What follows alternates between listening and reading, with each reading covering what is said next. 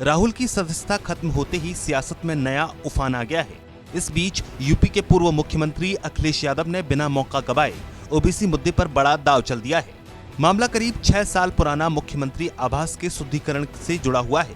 बता दें कि साल 2017 में चुनाव जीतकर जब सीएम योगी पहली बार सीएम आवास में रहने गए थे, तब वहां उन्होंने पूजा कराई थी। इसी पूजा को लेकर अखिलेश यादव का दावा है कि सीएम आवास को बीजेपी के लोगों ने गंगा जल से धुलवाया है, जो कि ओबीसी समाज का अपमान है। मुख्यमंत्री आवास को गंगा जल से धोया बीजेपी के लोगों ने, तब अपमान नहीं हुआ? अरे भाई, पिछड़ों के घर को आप गंगा जल से धोगे। गौरतलब है कि राहुल गांधी पर इन दिनों ओबीसी के अपमान का मामला चल रहा है। मोदी सरनेम मानहानि केस ने राहुल गांधी की राजनीति पर ब्रेक लगा दिया है। मामले में सूरत कोर्ट ने राहुल को 2 साल की सजा सुनाई है, जिसकी वजह से जनप्रतिनिधित्व अधिनियम की धाराओं के तहत राहुल गांधी की लोकसभा सदस्यता चली गई है। वहीं राहुल की सदस्यता जाने के बाद अखिलेश इस मामले को साल 2017 के मुख्यमंत्री आवास धुलाई मामले से जोड़ रहे हैं।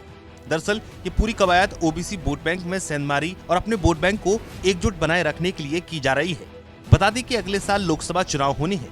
ऐसे में यूपी में ओबीसी वोट बैंक को साधने की सियासत जोर पकड़ रही है। अखिलेश इसी रणनीति के तहत एक बार फिर से सीएम आवास की गंगा जल से धुलाई का मामला उठा रहे हैं। अखिलेश साल 2017 से पहले सूबे के मुख्यमंत्री थे और सीएम आवास में रहते थे। हालांकि साल 2017 चुनाव में बीजेपी सत्ता में आई और योगी मुख्यमंत्री बने। इसी दौरान आवास को धुलवाया गया था, लेकिन अब सपा सुप्रीमो ने आवास धुलवाई को ओबीसी के अपमान से जोड़ दिया है। जानकारों का मानना है कि अखिलेश अपने चाल से बीजेपी के ओबीसी वोट बैंक में सेंध लगाने की कवायद कर रहे हैं। इससे पहले उन्होंने स्वामी प्रसाद मौर्य के जरिए भी प्रदेश के अन्य ओबीसी तबकों में सेंधमारी की कोशिश की थी। वहीं अखिलेश के अलावा बीजेपी भी ओबीसी वोट बैंक को अपने पाले में लाने की पूरी कोशिश करती दिख रही है।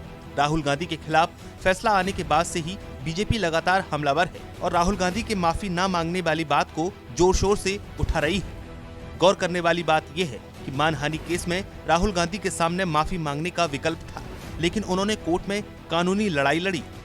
हालांकि इसमें उन्हें हार मिली, जिसकी वजह से उनकी संसद की सदस्यता चली गई।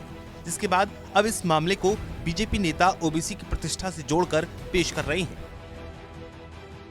मामले में बीजेपी का कहना है कि राहुल गांधी ओबीसी वर्ग को छोटा समझते हैं, इसलिए उनसे माफी मांगने में उन्हें दिक्कत हुई है। बीजेपी के बाद अब अखिलेश यादव ने इस मसले को उठाया है और कहा है कि यूपी के नेताओं को मोदी सरनेम मामले में मानहानि दिखती है, लेकिन मुख्यमंत्री आवास की धुलाई का मसला उन्हें मानहानि नजर नहीं आता है। फिलहाल सदस्यता जाने के बाद राहुल गांधी अगले 8 सालों तक के लिए राजनीति से दूर होते दिख रहे हैं। ऐसे में अगर कोर्ट से उन्हें राहत नहीं मिलती है तो वो जनप्रतिनिधित्व अधिनियम की धाराओं के तहत सजा पूरी होने के 6 साल बाद तक चुनावी मैदान में नहीं उतर पाएंगे। जिसके बाद सवाल ये है कि अगले साल होने वाले लोकसभा चुनाव के दौरान विपक्ष का प्रधानमंत्री चेहरा कौन होगा।